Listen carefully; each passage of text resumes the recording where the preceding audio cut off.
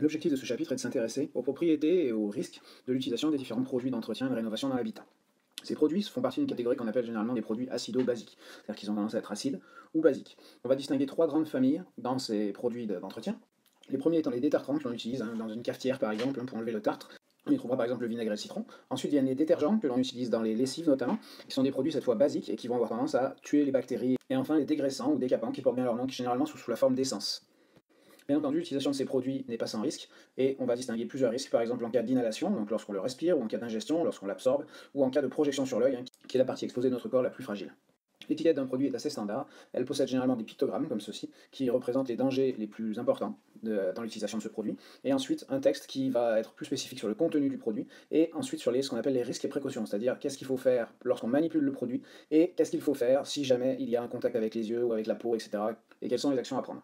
Il existe différents pictogrammes, tels que le corrosif, très connu. Au niveau de l'inflammabilité, vous avez celui qui indique que ça c'est un combustible, donc qui va brûler. Celui c'est un comburant, c'est-à-dire qui va aider à brûler, ou le côté explosif. Enfin, au niveau de la toxicité, on a là où il n'y avait qu'un seul pictogramme avant avec une croix sur fond orange, on a maintenant trois pictogrammes différents. L'un avec un point d'exclamation qui dit que c'est un produit qui empoisonne mais à forte dose. Un avec la tête de mort qui lui indique que le produit empoisonne mais même à faible dose, et enfin un autre qui indique un aspect sur le corps humain plus particulier, tel que des effets cancérogènes, mutagènes, etc. Et hors catégorie, nous avons celui-ci qui indique un gaz sous pression et celui-ci qui indique un danger pour l'environnement. On peut difficilement s'intéresser aux produits d'entretien sans s'intéresser à la notion d'acidité et de basicité, puisque ces produits doivent leur propriété à cette notion d'acidité. Les détartrants, par exemple, seront des produits qui ont tendance à être très acides, pendant que les détergents seront des produits qui ont tendance à être très basiques. Le côté acide est le côté destructif, c'est-à-dire ça a tendance à ronger la matière, d'où son côté corrosif. Le côté basique, lui, au contraire, a tendance à tuer la matière organique. Donc par exemple, le détergent ou les déboucheurs, qui sont des espèces qui vont avoir tendance à tuer les bactéries, les champignons, etc. Ou alors qui vont avoir tendance à détruire la matière organique, telle que les cheveux dans la canalisation par exemple. Afin de mesurer l'acidité des produits, on utilise la notion de pH, la notion de pH, potentiel hydrogène, qui représente cette notion d'acidité. Il existe plusieurs façons de mesurer le pH. Soit on peut utiliser un indicateur coloré, c'est une substance qui va changer de couleur selon le pH. Donc par exemple le BBT, qui lui, quand la solution est acide, sera jaune, par contre lorsqu'elle est basique, elle sera bleue, donc avec une zone de virage autour de 7 qui est verte. Donc ceci permet de savoir si on est plutôt acide ou plutôt basique. C'est très précis, mais le désavantage c'est que ça n'indique qu'un seul changement de pH. Donc pour avoir des valeurs plus étendues, on peut utiliser par exemple le papier pH. Vous avez tous déjà utilisé une petite bandelette sur laquelle on va mettre une goutte de produit, et il y aura une couleur qui va apparaître, et en utilisant la roue que vous pouvez voir ici, on va pouvoir lier la couleur obtenue à la valeur du pH. C'est une méthode rapide, mais très peu précise. Si on veut vraiment de la précision, on va passer à ce qu'on appelle le pH mètre, qui est un outil cette fois scientifique, qui va nous permettre une bonne lecture de la valeur du pH. Pour avoir une idée du pH des produits d'entretien, bien ici on a sur une échelle une petite représentation, on voit bien que les détartrants liquides de rinçage se trouvent dans le domaine acide. Par exemple le savon doux, qui n'est pas censé affecter le corps, va se trouver à un pH neutre. Lorsqu'on part du côté basique, on va se retrouver dans le domaine des détergents avec le savon, la lessive, l'eau de javel et puis les déboucheurs, les nettoyants four qui eux sont des produits très corrosifs et très basiques. On se souviendra alors qu'un pH est acide lorsqu'il est compris entre 0 et 7, sachant que plus on se rapproche de 0, plus il est acide. Et c'est là que le produit sera très corrosif. De même, lorsqu'on se déplace de l'autre côté du 7, qui est le neutre, entre 7 et 14, on aura un pH qui est basique, une solution basique. Et plus on se rapprochera d'un pH de 14, plus la solution sera basique, avec les produits très corrosifs autour de 14. Donc les dangers des produits d'entretien, c'est qu'ils se situent généralement aux deux extrémités de cette échelle, c'est-à-dire proche de 0 pour les acides, donc très corrosifs, et proche de 14 pour les basiques, donc très corrosifs aussi. L'action des acides et des bases se fait en fait à l'aide d'une réaction chimique. Pour pouvoir comprendre ces réactions chimiques, il faut comprendre cette notion d'acide et de base. Donc Brønsted avait défini la notion d'acide comme une espèce susceptible de donner un proton H+, ou de perdre un proton H+. La base, elle, est susceptible de gagner un proton H+. Donc en fait, une réaction acide-base va constituer un échange de protons entre un acide qui a tendance à vouloir perdre des protons et une base qui a tendance à vouloir en gagner. C'est comme ceci que les réactions chimiques vont avoir lieu, et ce qui va entraîner le nettoyage des détartrants ou les réactions acido-basiques qui vont avoir tendance à détruire les substances organiques. Ainsi, par exemple, le vinaigre, dans son nom chimique est l'acide éthanoïque, peut se transformer en ion éthanoate, CH3CO-, et pour cela, il va perdre un proton H+. On en déduit donc que l'acide éthanoïque est bien un acide comme son nom l'indique. L'ammoniac, NH3, peut se transformer en ion ammonium NH4+, c'est-à-dire qu'il va gagner un proton H+. De ce fait-là, on peut dire que NH3 est une base. Alors pourquoi est-ce qu'on parle de proton H+? Eh bien tout simplement parce qu'on sait que l'atome d'hydrogène est constitué d'un proton et d'un électron, ce qui le rend neutre, et donc lorsqu'il perd cet électron, il devient un ion H+, la seule chose qui reste c'est un proton dans son noyau. Donc de ce fait-là, parler de proton ou parler d'ion H+, c'est en fait la même chose.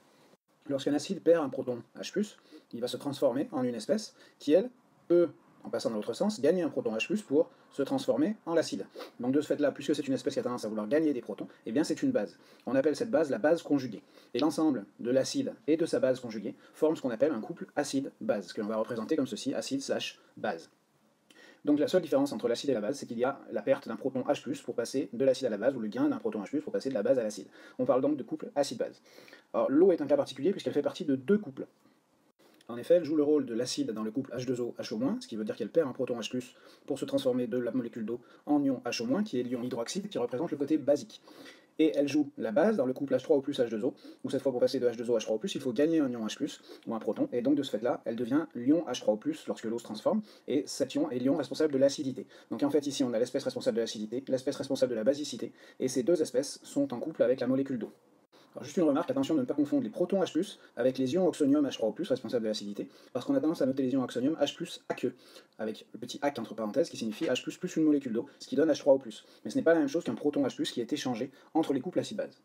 Au sein d'un couple, on écrit ce que l'on appelle la demi-équation acido-basique, qui s'écrit sous cette forme, acide égale base plus H+.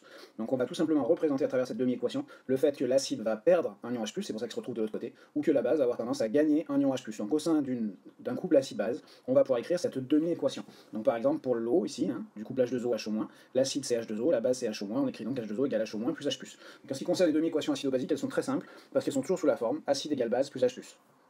Afin de réaliser une équation acido-basique, comme son nom l'indique, il faut un acide et il faut une base. En effet, une espèce susceptible de donner des électrons et une espèce susceptible d'en gagner. Par contre, cette réaction chimique ne peut pas se faire entre les deux espèces d'un même couple. Donc il vous faut deux couples. Il vous faut l'acide d'un couple, celui qui va céder le proton, et la base d'un autre couple qui va capter le proton. C'est important de bien comprendre que ce sont deux couples différents. Alors l'acide, lui, il va libérer le proton, selon la demi-équation acide 1 donne base 1 plus H+, pendant que la base, elle, va capter le proton ici, pour donner l'acide 2. On peut alors juste tout simplement ajouter ces deux équations, ce qui est à gauche avec ce qui est à gauche, ce qui est à droite avec ce qui est à droite, et on obtient donc acide 1 plus base 2 donne base 1 plus acide 2, ce qui sera l'équation de réaction chimique acido-basique. Les réactifs, c'est-à-dire les espèces qui réagissent, se trouvent toujours à gauche, pendant que les produits, eux, se trouvent à droite. Donc il y a une méthode simple qui permet de ne jamais se tromper lorsqu'on écrit une équation acido-basique, et surtout qui permet de ne jamais se tromper non plus lorsqu'on fait une réaction d'oxydoréduction qui est un petit peu plus complexe. Donc l'énoncé va toujours vous donner les réactifs, c'est-à-dire les espèces qui réagissent d'une manière ou d'une autre dans l'énoncé généralement. Ici par exemple prenons l'exemple de HCl et NH3, donc l'acide chlorhydrique qui réagit avec l'ammoniac, donc un acide et une base. On détermine les couples acide-base mis en jeu s'ils ne nous sont pas donnés. Ici par exemple, HCl est dans l'acide, NH3 est dans la base, on va donc ajouter un proton H+ à NH3 pour trouver son acide, et on va enlever un proton H+ à HCl pour trouver sa base. Comme on peut le voir ici. La troisième étape maintenant consiste à écrire les demi-équations des deux couples avec des égales entre l'acide et la base, de la façon dont on a expliqué précédemment, c'est-à-dire acide égale base plus H+, sans réfléchir. Ce qui donne ceci. La quatrième étape consiste à réécrire les demi-équations en plaçant tous ceux qui sont des réactifs à gauche. Donc les réactifs, on l'a dit, c'est HCl et NH3. Donc la première équation, il n'y a pas besoin de la changer, juste à transformer le égal en flèche. La deuxième, par contre, il va falloir l'inverser de manière à ce qu'NH3 se retrouve à gauche. Ce qui donne ces deux équations.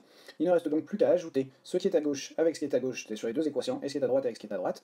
Les H+, doivent se compenser, on doit avoir des H+ à gauche et des H+ à droite, ce qui veut dire qu'ils vont s'annuler et ne pas apparaître dans l'équation finale. Donc l'équation finale, une fois qu'on ajoute, va donc être HCl plus NH3 donne Cl- plus NH4+. Cette équation doit être équilibrée à la fin, donc on peut vérifier.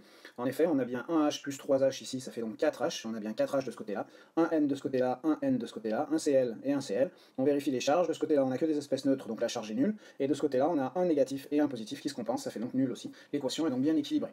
Voilà comment on obtient donc une équation acido-basique. Enfin, lorsqu'on traite de situations acido-basiques, il va souvent être important de faire le lien avec le pH, qui permet donc de connaître le côté acide ou basique d'une solution. Le pH dépend de la concentration en ions H3O+, les ions oxonium.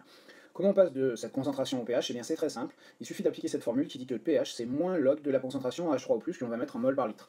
Ou alors, mise à l'envers, on peut dire que la concentration en H3+, c'est 10 puissance moins pH. Forme qui est assez intéressante, puisqu'on va comprendre que par exemple, lorsqu'on passe d'un pH 3 à un pH 2, on passe d'une concentration en H3+ de 10-3 à 10-2.